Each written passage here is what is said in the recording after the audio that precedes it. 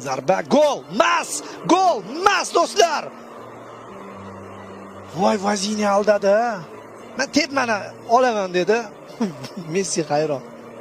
Darvozabon 41 yoshda jamoani tinimsiz qutqarayotganini ko'rib turib, futbolchilar ham 100-150lik foizda o'ynab yuborishdi chog'i.